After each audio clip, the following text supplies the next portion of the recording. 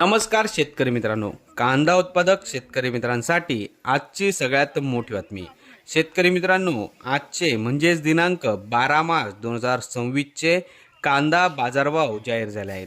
चला तर मग शेतकरी मित्रांनो बघूया कृषी उत्पन्न बाजार समिती देवळा येथील आजचे लाल कांद्याचे बाजारभाव.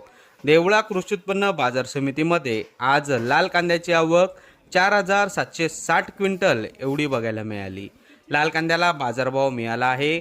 कमीत कमी दर 250 रुपये, जास्तीत जास्त दर 1,200 रुपये, सर्वसाधारण दर 925 रुपये.